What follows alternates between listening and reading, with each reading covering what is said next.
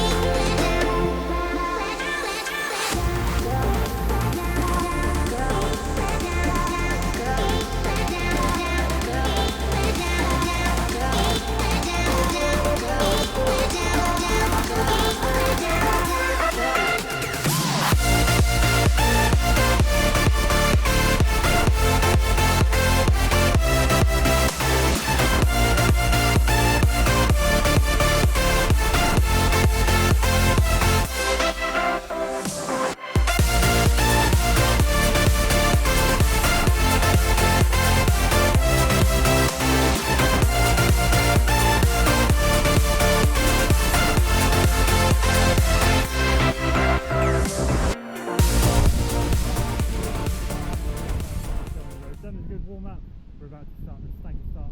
Severn Bridge time trial. See how we get on.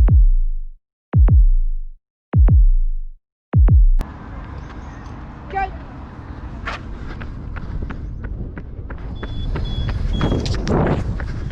Here we go, Severn Bridge 10K underway.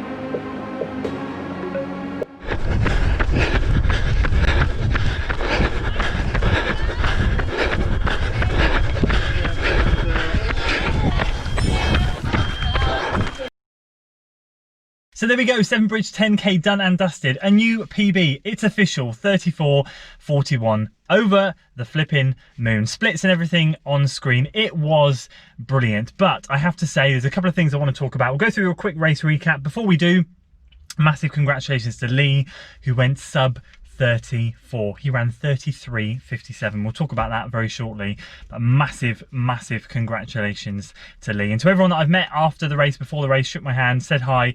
It was a pleasure. It's great to meet you all. I'm really happy that you all had a good race. We were all able to race again. It's what we've all wanted for so long. And so a massive kudos to the organisers of the Severn Bridge 10K for making this race happen. I know that they had some upsets very close to the race that they had to rejig courses, parking, everything, you name it. They got through it. They made the race happen. So thank you so much. It felt so good to race again in 2020. As for the race, it was interesting. It was exactly what I thought it wasn't going to be. I thought, and I said in my video, it was going to be a downhill first mile. I was totally wrong. We ran uphill first mile. So that was a bit of a shock to the system. And I think the biggest shock to the system was when we were walking around to the start area. We just came around the corner and we saw these timing mats on the floor and they were like, right, go. And we were like, oh gosh, okay. I just wasn't really prepared to get ready to go. So that's one thing I think in this new style of racing, just be ready that when you get there, you're ready to go, because I just was not ready. So I was like, okay, I was like, Lee, you're meant to be first, go. They had a bit of a window where we could go either side of our time. So we were a little bit early and we just went off. Lee went first, I went second, Corey went third, and Bobby went fourth. There was a group of 4 of us in the warm-up, as you saw earlier. And so there was 10 seconds between all of us. We ran up the hill, ran up onto the motorway, a very, very, very slight, it's pretty much flat, but very gentle downhill when we got to the top to turn around. And I clocked a 5:17 first mile. And at that point, it felt relatively comfortable, but I was working hard, I was breathing hard. Obviously going up the hill, I thought, this is ridiculous, 5:17. And all I was doing was trying to keep tracks on Lee. You know, Lee was absolutely flying. So we come around that dog leg and we basically then start the out and back over the bridge. Then at that point it's just out, end of the bridge, turn back, come back the other way.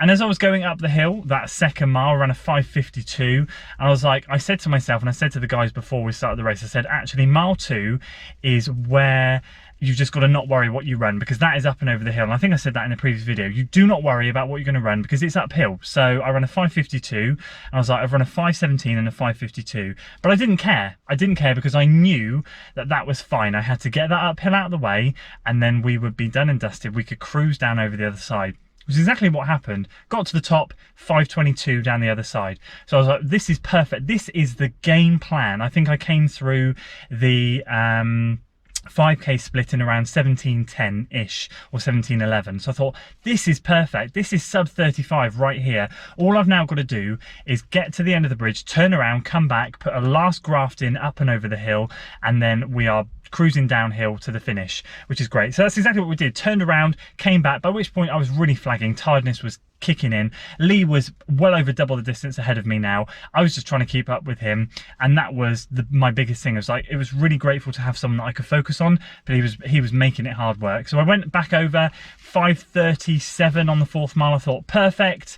I know a sub 35 is below 5:37 pace, so I thought that's brilliant. Sit there. And then I ran a 5:40 up and over the bridge, which I was really happy about because that was exactly where I knew I would lose time. So to run a 5:40 on the 5th mile going uphill, like I was like, okay, you've got this in the bag. If you hold on now, you've got it in the bag. And I think down the other side is a 5:20 something. So again, I feel like I paced the race absolutely perfectly. We didn't flag, we did flag, but I didn't drop pace drastically. And I think the second half of the race I must have run like a 17:25 or a 17:30 or something, whatever it was. So it was a positive split, but it wasn't massive, and it was very controlled. I was really happy. And in the last bit, you come down the other side, you go up a really short sharp ramp and then a cruise downhill to the finish and cross the line in 34:41.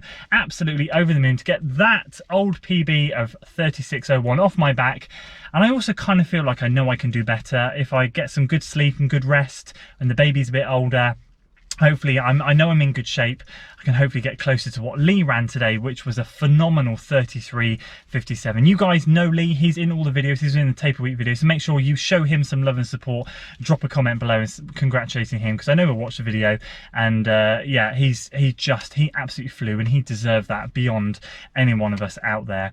So that's it for today, guys. I hope you enjoyed the video. It was great to be racing again, so good. I'm going to finish off this Unived recovery shake. If you enjoyed today's video, guys, give it a like, share it with your friends, subscribe to the channel, do all that good stuff, and I'll see you on the next one.